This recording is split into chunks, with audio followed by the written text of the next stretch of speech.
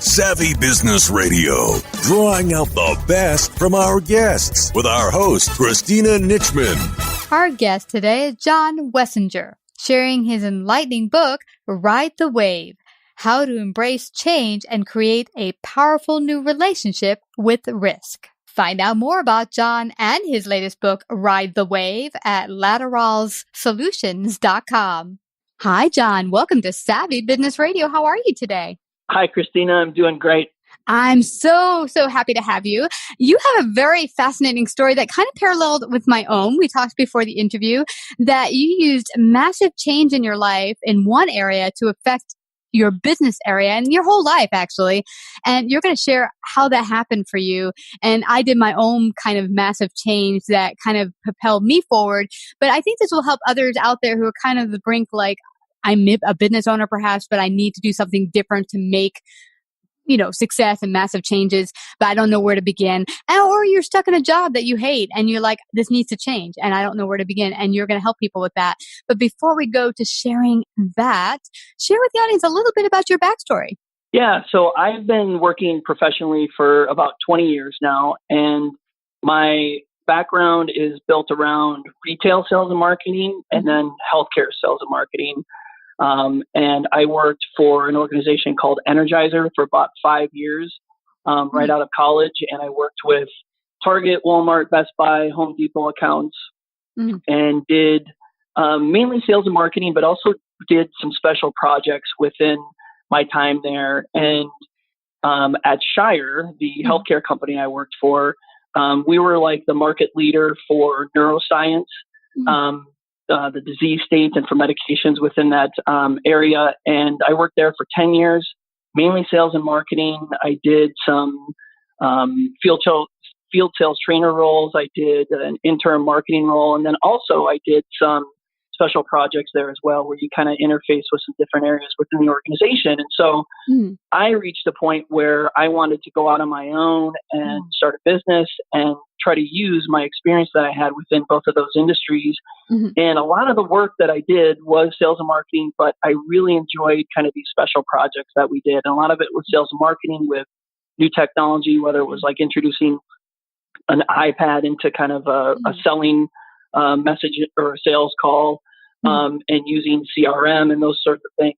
I really like sales and marketing. I like doing these special projects and kind of having an interface with technology. So I built my business around that experience and then saying, I'm the type of person that can go into an organization, figure out what they're doing from a sales and marketing standpoint, bring some of that kind of big business experience maybe, and help small businesses, medium-sized businesses, understand kind of the things that are happening within sales and marketing, some of that new technology, and try to implement projects within those organizations to help them grow and find new success.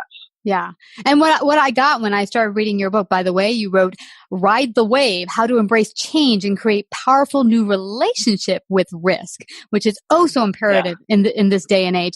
And what was interesting is in your story, working with these companies, you were like, I'm almost becoming obsolete. The way we were doing things before, it's not working anymore. And I found the same thing. I told you before the interview, I was working for a lot of corporations that were getting rid of whole departments that had been there forever and a day. And they're like, we don't need them anymore because of technology, the way things have changed. And then you're like, now what? You've been at a job for 20, 30 years and it's all you know and you have to start over. It's really scary. But it's gotten to the point where this day and age, you have to rethink how you do things, and businesses have to do things differently. Share with the audience a little bit about what brought you to Ride the Wave and how did that work out for you?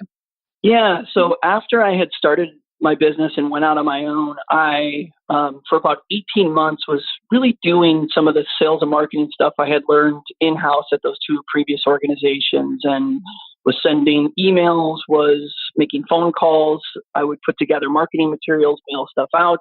Was doing a lot of the more traditional things that had worked for me in the past. And I had reached a point where I was just like worn out from doing those things, from going to events and paying to go to lunches, and really felt like I wasn't getting a lot of traction and it wasn't happening fast for me.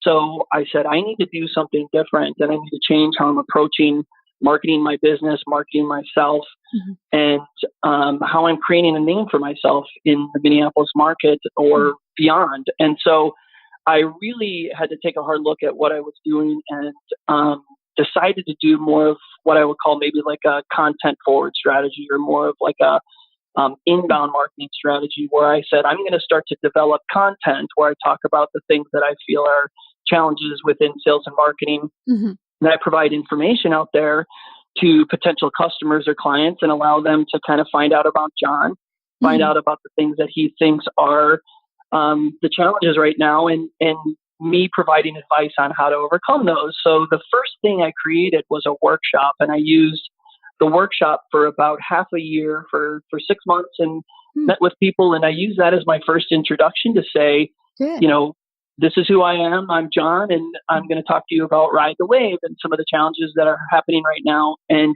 here's how you can overcome them. And I had kind of already created the analogy between business and surfing within this workshop. Yeah. And I used it, and it was great. And it was just a really kind of low pressure way to get people into a conversation and talk about their challenges, which are scary. And then I had a neighbor who was an author who saw that I was doing this workshop, and he took a look at it and said, you really need to turn that into a book. That's a great book in terms of how you're framing it. And you should just expand on those concepts and turn it into something that you could use in addition to your workshop. So I wrote the book, and that was about a year-long process. I took 6 months basically off from my business and wrote the entire time. And then I worked with a local publisher to help self-publish and get the book out. And so the idea behind it was to try to do something different than I was doing before, kind of create my brand or my relevancy here with the book, and provide something in terms of a valuable piece of content that somebody could use to find out about me, and kind of bridge that gap between them not knowing who I am and kind of getting that initial conversation started. Yeah, that's fascinating for me. You mentioned in the beginning that you were doing kind of the old traditional ways of sales and marketing. What has really changed in terms of today's sales and marketing compared to how businesses did it in the past? What's the really big changes you've seen? Yeah, so when I kind of the outbound stuff that I was doing, and I think some of that stuff is relevant. So I hate to call it the old way of doing things, but like I went through my LinkedIn profile, looked for people to make phone calls to or emails to, and kind of went through that process first. And like I said, I realized that it wasn't really working out. So I would say the biggest thing that small businesses could do right now, either to grow their own personal brand or the brand for their business, is to think about how customers are buying right now. And most people buy by going to a company website. They go to the social media sites. They look online for reviews about products and services. And a lot of it it's digital. It's all on the internet, and it's content driven. So consumers now are looking for ways to find out about your business and what you do by kind of going through this customer decision journey and doing this process on their own, versus the old way where it was like marketing handles the first part of the process, sales picks that up and kind of closes the deal. Right now, people can go out and go through their own experience, and then when they're ready, then they reach out to the organization to buy. So I would say having a website is really important, having content maybe in a blog or on your site, having social media pages where you're kind of interacting with customers and allowing them to comment and talk about your products and services, and email marketing, putting together content that directly goes into somebody's inbox where they can read that on a weekly basis and are continually going through that buying process, instead of having somebody direct it from either marketing and sales within an organization. So I would say the inbound stuff is the biggest change right now. Wow. And what I'm gathering from this, and tell me if you've experienced this as well, is for me, I'm so inundated with information. But the one big component that has really changed my buying habits is peer reviews. And it doesn't even have to be from my friends, it can be from strangers. Now, before I buy anything on Amazon, I will look to see what other people are saying about that product. And if they say they're having problems with it or the shipping was bad, I immediately go to a new page. How important do you think peer reviews are to the overall success of a business? I think they're huge. So I do the exact same thing. So anytime my wife and I will talk about buying something, we maybe start on the actual company's website and we're looking at the product, and I'm like, let's see what people are saying on Amazon. And I go through and I look at the top reviews, and then I look at the like the ones, like the bad reviews, and try to figure out, are these accurate?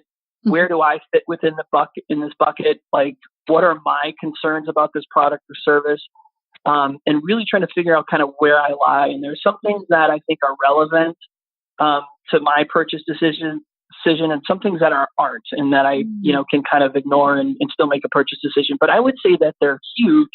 And one thing that I talk about within the book is that you're either creating the narrative about your product or service, or someone out there, either your competition or your customers, they're creating it for you. And that's really scary because you don't have any control over how people are going to respond to your product and service.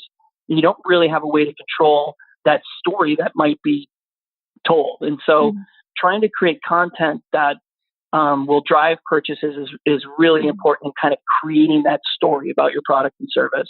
Yeah. Yeah. And absolutely. I've seen that with here at Savvy as we've gone about. We used to, in the beginning, when we first started the show 6 years ago, ask for, can you leave a review about your experience and tell me if you enjoyed it, whatever. But more and more as we've built our brand and our network, we've actually had people just drop them on our own now, which is, better because it feels more organic, and you can feel that, oh, okay, these are reviews of people who really had a great experience. And it's not like those Amazons where you're like, is this a really review, or did someone just ask your friend to go out there and post, this is a must read it now.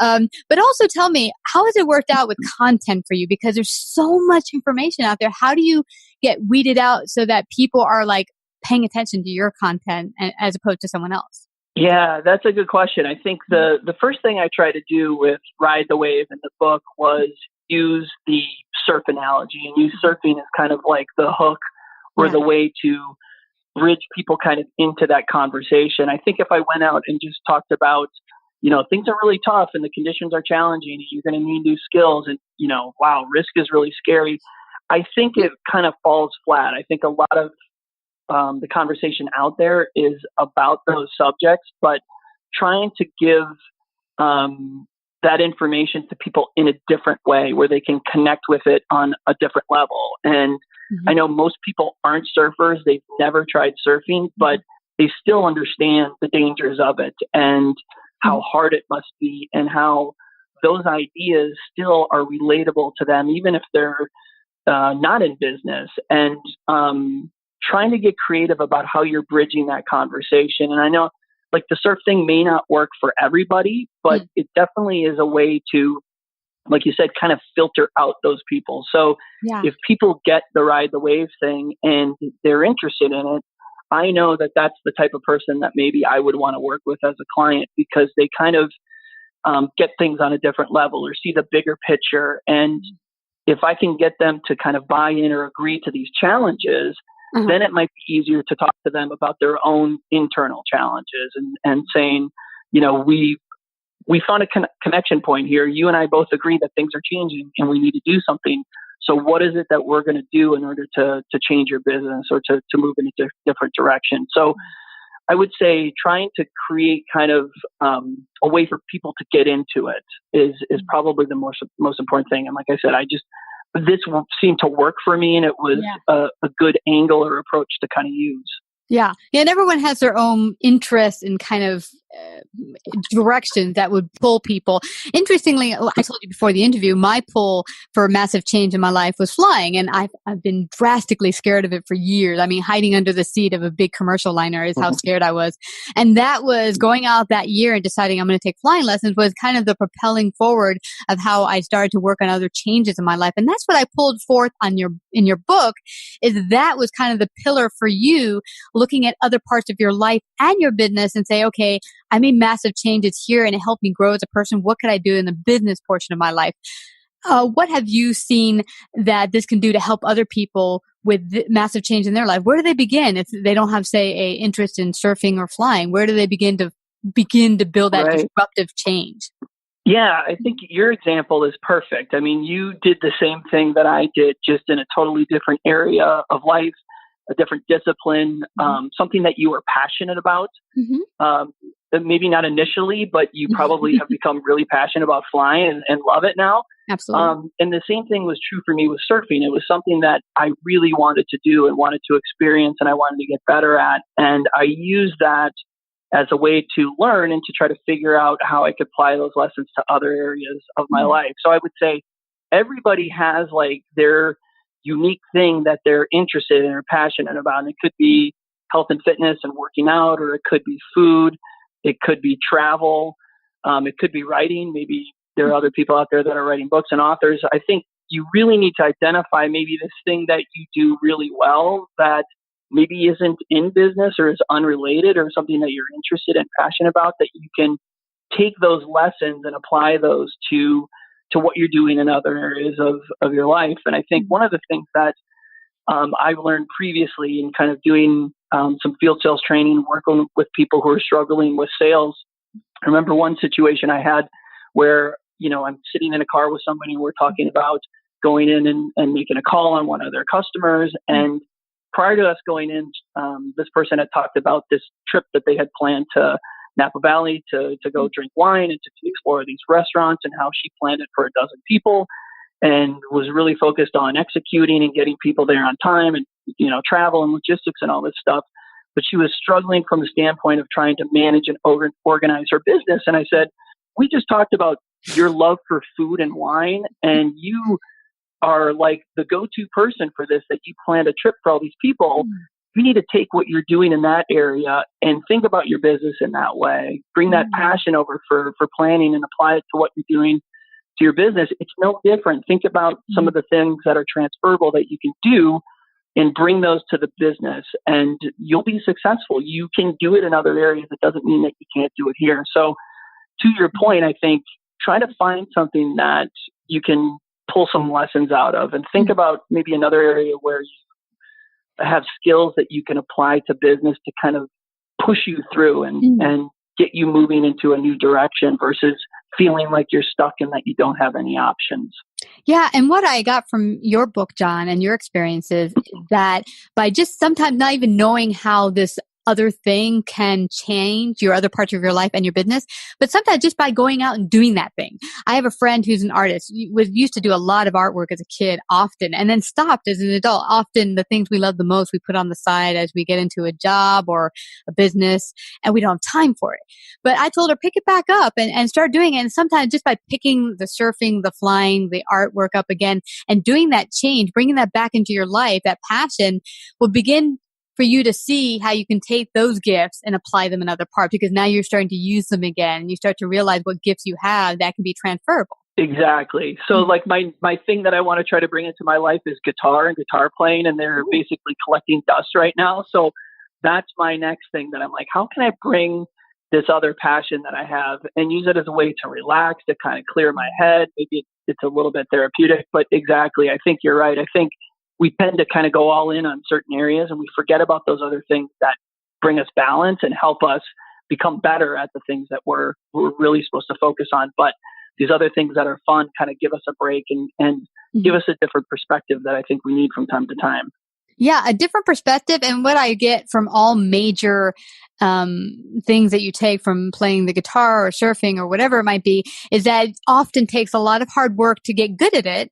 But at the same time, it's focus and discipline. All of those type of things will do well in any business. Focus and discipline to keep at it and keep that next cold call that's uncomfortable, but you do it anyway, because when you go out there and you surf and you just keep doing it, dealing with the waves. Now, okay, how am I going to approach this wave and do it differently so that I have a better result, is the same thing you can apply to your business today. That focus, discipline, and keeping at it. Exactly. Yeah, I think one of the concepts that has resonated with people in the book that's from surfing is this idea of progression and having a progression-based mindset. And in business, we talk about fixed mindsets, and the opposite of that would be having a growth mindset. And it's very similar in surfing, where people have this progression-based mindset, and they're always trying to think about what's the next skill that I'm trying to build. How am I trying to do this better? And how am I trying to progress my surfing? And so one of the things I write about in business is, instead of having a fixed mindset that these are the skills I have and I can apply them to this job, and then if I need a new job, I need to apply those same skills to a different job in a different company. Think about your skills as evolving and always building and having more of a progressive mindset about those things. And that's a way to kind of get into whatever it is that's new without setting yourself up for failure, seeing it as a journey, and I'm going to learn this and then I'm going to build on that to get to the next step, and then it's an evolution versus, I'm going to try to go be a coder and learn coding over a weekend, and I guess it didn't work out for me. I'm not a coder, where, maybe you want to do a 12-week program, or maybe you want to try to lower the bar for yourself and try to slowly step into those things over time versus just kind of trying it and giving up. So yeah, I think you're right. I think trying to set some sort of parameters for yourself and think about it as a process and a long-term process versus kind of an all or nothing scenario, which I think we tend to do to ourselves quite a bit. Yeah. And I love that about your book and your experiences that, the first time going out there, you did what I did in my business even. I went out there thinking, okay, day one, I should be making a lot of money and doing really well. And I'm like, I just came out of the gate. But we come out with these unrealistic, sometimes, ideas that I'm going to go out there and surf like, I don't know, the best surfer in the universe and go to the biggest waves. And you're like, okay, that's right. But it's because, hey, I haven't practiced. I haven't built the skill set yet. It takes a process to build up to that. But you also mentioned in your book, which is very important, building up a new relationship to risk. And often in society and in business, we've gotten used to the old model of kind of avoiding risk, but there's a positive way to build up positive risk or a new relationship with it where it can actually enhance your life and your business. Yeah, exactly. I mean, you kind of hit it on the head. I mean, there's disciplines within business that are all about risk management and risk aversion. And the thing that I talk about in the book is how that really puts you in a box. Once you're not willing to take risk or explore anything that might be potentially risky for yourself or for the organization, you really have kind of locked yourself down into a position that becomes harder and harder to get out of. So in the book, I talk about how surfers explore risk and this idea of using it as a compass. And so what surfers do is they use risk, and it has this relationship with progression where it's the more risk I take on, the more likely my skills are going to progress. I'll surf a bigger wave. I'll ride the tube longer. I'll do more cutbacks. I'll do more tricks. And so if you're constantly exploring risk on another level within surfing, you're going to get better. Some of the best surfers in the world are the ones that have the best relationship with risk. The example I use is Laird Hamilton, who's kind of like the pioneer of big wave surfing. And so in business, like you said, we do the opposite. We avoid risk and we minimize it. And it potentially can cost people their jobs if they're not exploring new ways to grow the business or to grow themselves. And so again, like you mentioned, like a process, and I talk about how you can prototype things, just test things out versus kind of building this we're either going all in and we're failing, or we're going to do it and it's going to be a huge success. It's okay to test things and prototype it, see how it might work, get some understanding and some learning from it, and then take the next step from there and build it out over time and really plan for risks. A lot of the examples that I use in the book are how organizations are now creating incentives around risk, where you get paid for growing the business and you get an additional incentive for trying things that may or may not work. And maybe it's not 100% of how you're paid, but it's like a 10% incentive for going out and exploring something that might be new to the organization and rewarding those behaviors. So a lot of it is about creating kind of these internal change management processes where you're rewarding for that type of behavior and letting employees know, hey, it's okay to try this thing. We need to do this differently if we're going to survive and we're going to meet the needs of our customers. We have to do things differently, and part of that involves risk. So it's okay to go out and do that. So you're exactly right. It's a process, but having clarity around that and managing it is also important too. Exactly. And more so in the past, it was like you had to plan very carefully. And then once it was planned and executed, then to test it. And now it's kind of like fire, cross correct as you go. So just take the action and then, okay, where is it not working? Let's cross correct and then keep going. Now we're coming to the end of our time. I don't want people to leave without finding out where they can get their own copy of Ride the Wave. Where can they do that?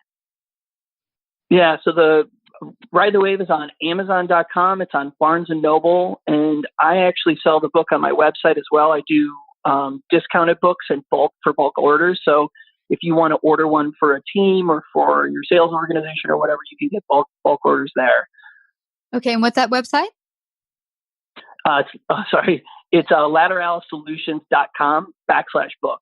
Awesome. Well, I just thank you so much. It's been such a fascinating talk, John. Thank you so much for coming to Savvy Business Radio today. Thanks for having me. I really appreciate it. Savvy Business Radio broadcasts worldwide via a large podcast network, celebrating business owners, entrepreneurs, influencers, and successful individuals. Find out about our paid sponsorship opportunities or how to become a guest. Call 732-474-7375 or email Christina@savvybusinessradio.com.